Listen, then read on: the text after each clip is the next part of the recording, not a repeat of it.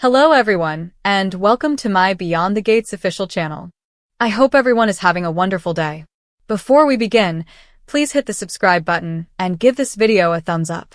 Peaches had always believed that the day she finally opened her mouth and unleashed the last truth burning in her chest would be the day the world around her collapsed. But as she lay on the narrow hospice bed in the dim, amber glow of Fairmont Crest's palliative wing, machines humming, curtains swaying from the draft of an aging vent, the faint scent of antiseptic mixing strangely with the delicate sweetness of the lavender lotion Shanice had rubbed into her hands earlier, she realized that the shattering of worlds didn't always come with thunder. Sometimes it came with a quiet, reluctant sigh, a last trembling breath, and a confession whispered not to save herself, but to give the ones she loved the pieces they needed to put themselves back together. And so when Ted stepped into the room, shoulders heavy with dread, jaw tight the way it always was when he feared the worst but refused to show it, she knew the moment had come. Because Ted had always been the one she avoided the most. The one whose life she had quietly threaded with lies she told herself were necessary,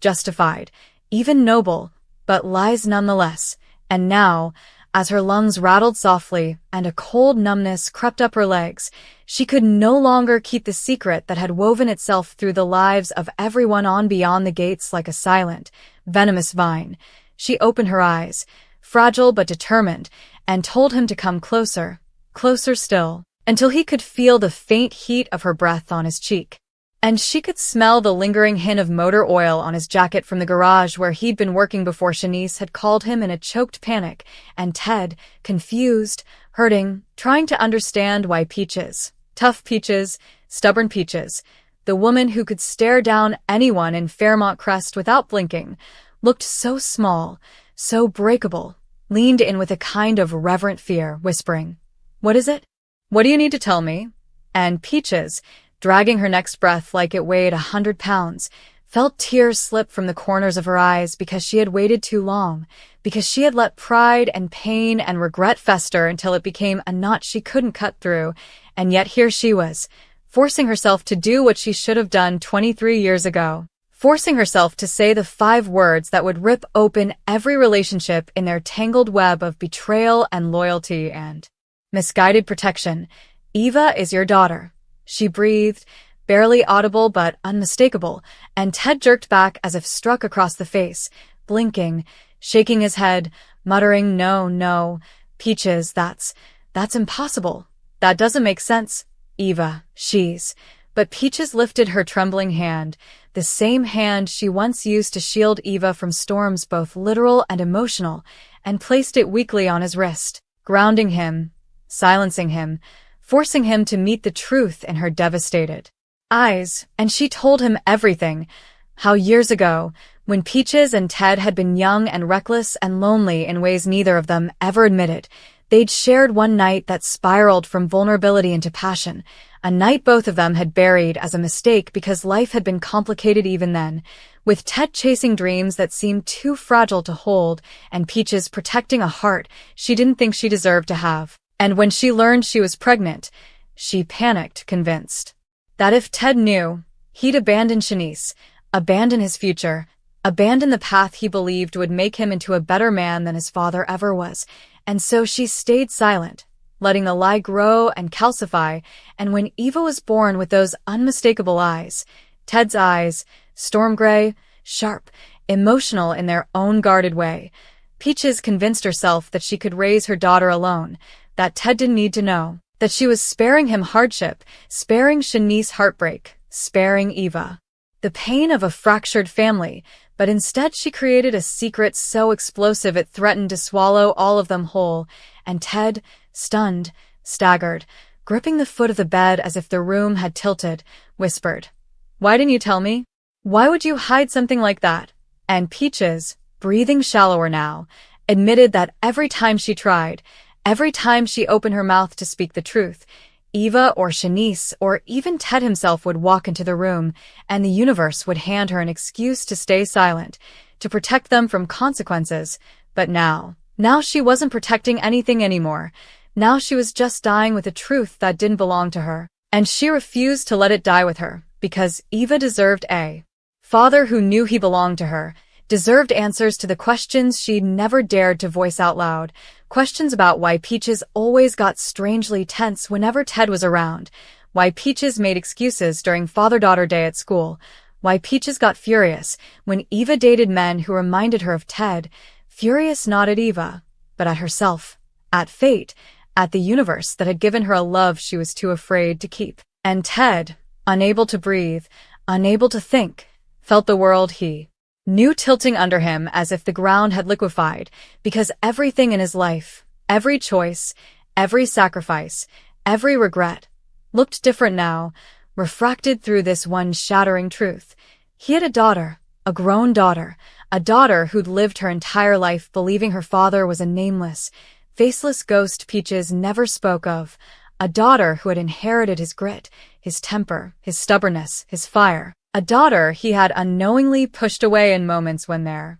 arguments flared with too much familiar intensity, and now the guilt struck him so hard he couldn't stand, sinking into the chair beside Peaches' bed as she struggled for breath, the monitors beeping irregularly. A nurse passing the doorway, but instinctively understanding this was not the moment to interrupt, and Peaches continued, voice fading but fierce, saying that she didn't expect forgiveness, didn't expect understanding, didn't expect redemption. She only expected Ted to step up now that she was gone, to be what she kept him from being, to protect Eva from the shadows that had begun creeping into Fairmont Crest, shadows Peaches hinted at but couldn't fully explain as her mind fogged with pain, shadows connected to Isaiah's sudden obsession with marriage, with Eva's inheritance, with secrets lurking beneath the polished floors of the mansion on Miller's Gate. Shadows Peaches had overheard whispered in the wrong hallway at the wrong time, and she told Ted that Eva was in danger. Real danger, and the truth of her paternity wasn't just an emotional earthquake. It was a shield Eva desperately needed, because Isaiah would never dare move against the biological daughter of Ted, not with Ted's reputation, not with Ted's connections, not with Ted's fierce loyalty, and Ted, overwhelmed, clutched Peaches' hand and begged her to stay, begged her not to leave him with this knowledge too heavy to carry alone. But Peaches, with the last strength she had left, squeezed his fingers and whispered, "Take care of her, she's yours, she always was," and with one final exhale, soft, weary, almost relieved, her hand went still, her chest stopped rising, and the room froze, silent except for the distant rumble. Sister. The betrayal of her father, and the lies she had absorbed from the people she trusted most, lies that taught her to distrust the sincerity of any man who said he cared, and Ted, realizing the magnitude of what he had said, fought the instinct to apologize, fought the urge to retreat into the safety of sarcasm or deflection, fought every habit he'd ever developed to protect himself from emotional devastation, because now that his 7 words were alive in the world, he could not unsay them, could not shrink away from the vulnerability exposed in the spaces between each syllable, could not hide from the way the confession seemed to illuminate every shadowed memory they shared. From the night she saved him from being framed in the lab break-in to the argument they had over Isaiah's suspicious engagement to Eva, to the moment she grabbed his hand in the hospital waiting room when they thought Peaches wouldn't survive to give them her final letter, and Shanice, overwhelmed by the raw intensity of the moment, stepped back as though trying to regain control of her breath, her logic, her sanity, but the storm behind her illuminated her silhouette in such a haunting, almost sacred glow that Ted felt as though he were looking at the most important human being in his life, someone he had loved without understanding the depth of it, someone who had changed him in ways he could never explain, someone whose existence felt like destiny carved into fragile glass. And she whispered, almost too softly to hear, "Ted, why now?" which was not a dismissal but a plea for truth, a plea for him not to break her the way life already had, a plea for him to mean what he said. And so Ted took another breath and told her everything, told her how the night he read Peaches' letter, he realized how quickly life vanished, how regret creeps into the bones of those who remain, how he couldn't bear to carry the possibility that Shanice might one day disappear behind the gates of mystery and death the way so many others in Baymore Heights had. told her that he had tried to bury his feelings because they terrified him, because loving her meant risking the last fragile piece of his heart he had kept hidden from the world, because she was too brilliant, too fierce, too unbreakable to need someone like him, yet he loved her anyway. Loved her with a quiet desperation that no longer fit inside the shell he'd been living in, and Shanice, listening to every trembling confession, felt her own defenses begin to crumble, felt the truth she had tried to deny press against the scars she carried, felt the gravity of Ted's 7 words pulling her toward a future she never thought she deserved, and with trembling hands she reached out, touched his face gently, as though afraid he might disappear if she pressed too hard, and in that instant, with the storm softening into a steady rain beyond the shattered glass and the mansion holding its breath around them, Shanice whispered a response that would change the trajectory of Beyond the Gates forever. But whether she accepted his love, rejected it, or offered a truth of her own would not be revealed until the episode's final, devastating cliffhanger, because as she opened her mouth to speak, the lights in the conservatory abruptly died, plunging them into darkness as a blood-chilling scream erupted somewhere deep inside the estate, pulling them violently back into the dangerous, unraveling mystery that had been stalking everyone in Fairmont Crest, leaving Ted's 7-word confession suspended in the air like a fragile, glowing secret that could either save them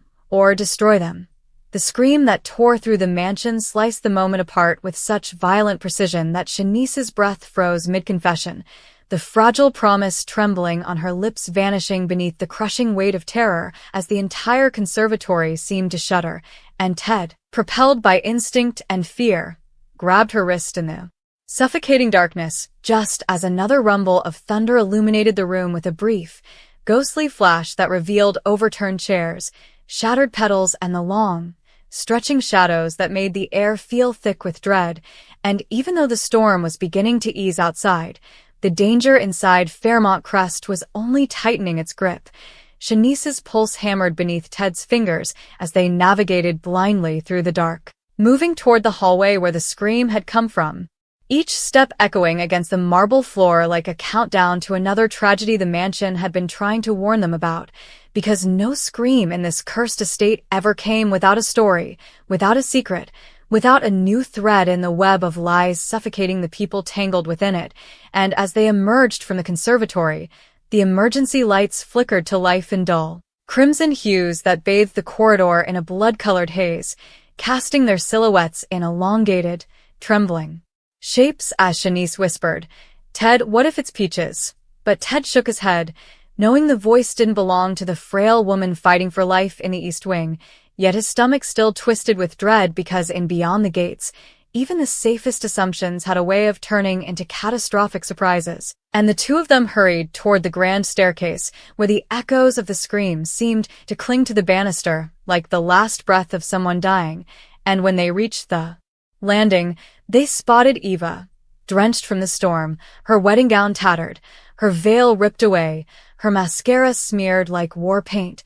collapsing against the railing as she gasped for air, her body shaking violently with shock, and Shanice rushed forward, catching her just before she fell, Ted close behind. Both of them overwhelmed by the sight of a woman who had been poised and perfectly controlled mere hours ago now crumbling under the weight of something horrific, and Eva, trembling, forced out a strangled whisper. "Isaiah, he's not who you think he is. The chapel, there's blood," before her eyes rolled back and her body went limp in Shanice's arms, prompting Ted to scoop her up and carry her down the stairs as Shanice ran ahead to clear the foyer, shouting for help, her mind racing with 1,000 questions because Eva's words didn't just suggest danger. They tied directly into the twisted darkness surrounding every recent death, disappearance, and betrayal festering inside Baymore Heights. They tied into Isaiah's rushed engagement, his sudden obsession with controlling Eva, his secretive late-night phone calls, his obsession with the archives locked beneath the estate, and by the time Ted laid Eva on the velvet chaise in the foyer, her pulse weak but present, the mansion's lights sputtered again as though something, or someone, was tampering with the power, stirring the air with an unnatural chill that made Shanice's hands shake as she checked Eva's breathing, and when Ted knelt beside her, their shoulders nearly touching, The weight of the unspoken words between them pulsed like a silent heartbeat beneath the chaos, because even though danger had pulled them violently apart, the truth of Ted's confession lingered, electric and impossible to ignore. Shanice felt it in the tremor of his hand when he steadied Eva's head, in the way his eyes darted to hers with a mixture of fear and longing, in the way her own chest constricted when she remembered how he had looked at her moments before the scream, raw, vulnerable, unguarded, and yet now, standing in the crimson-lit foyer of a mansion drowning in secrets, neither of them could afford to revisit that fragile moment, not when Eva suddenly gasped awake and clutched Shanice's sleeve with claw-like desperation, her voice cracking as she whispered, "He's coming. He knows the gates were never meant to open," sending a bolt of cold terror through Ted's spine because those words echoed something Peaches had once muttered in a fevered haze, something about gates that weren't physical but spiritual, psychological, dangerous thresholds crossed by those who sought power they weren't meant to touch. And as Eva slipped back into unconsciousness, Shanice stood slowly, her body trembling with a realization she hadn't dared to voice, whispering, "Ted, what if this isn't just about Isaiah or Eva? What if this is bigger than all of us?" And Ted, rising with her, felt the truth click into place like a lock. Turning, because something deep inside him, the same instinct that had pushed him to finally confess his love, now warned him that the forces moving against them were not random, not chaotic, but deliberate, calculated, woven through the town's darkest history, the same history archived beneath the mansion, buried under decades of lies, and before Shanice could say anything else. The front doors exploded open with a violent crash as wind and rain surged into the foyer, extinguishing half the lights and sending papers swirling like frantic spirits, and in the doorway stood Martin, disheveled, bleeding, wild-eyed, staggering into the mansion as he gasped, "They're coming, they're all coming," and Ted, Shanice, "You're the ones they want," collapsing at their feet as the storm roared behind him, leaving Ted and Shanice standing in the heart of the crumbling estate, bound together now not just by love and confession but by the terrifying truth that whatever had been set in motion tonight was bigger, darker, and far more dangerous than anyone in Baymore Heights had ever imagined, and the only thing more uncertain than what waited beyond the gates was whether either of them would survive long enough to hear the words Shanice had been seconds away from saying. Ted had rehearsed the moment in his mind for weeks, maybe months, perhaps even years if someone were brave enough to measure the quiet, invisible ache that lived between every breath he took whenever Shanice walked into a room. The ache he never admitted to himself, while pretending he wasn't watching her from the corner of his eye during staff meetings at the Fairmont Crest Foundation, or when she passed through the echoing marble lobby of the Harrington estate with her clipboard, her composure, and that irritating, mesmerizing habit of adjusting her glasses only when he was close enough to notice. But on that strange, storm-soaked morning when thunder rolled like a divine warning across the crooked rooftops of Baymore Heights and the lights flickered in the old mansion's hallway, Ted realized he could no longer hide inside the safety of silence, not after everything he had witnessed, not after reading Peach's letter, not after losing too many chances in a world where chances evaporated faster than secrets were exposed. And so he found himself following Shanice down the dimly lit corridor toward the West Conservatory, where broken stained glass windows dripped watery color onto the cracked tile floor, his steps hesitant yet urgent, his heartbeat loud enough that he feared she would hear it before hearing his words. And when she finally turned to him with that stern brilliance in her eyes, the look she always used to shield the tenderness she didn't want anyone to see, he felt the weight of every miscalculated decision, every moment he should have spoken but didn't,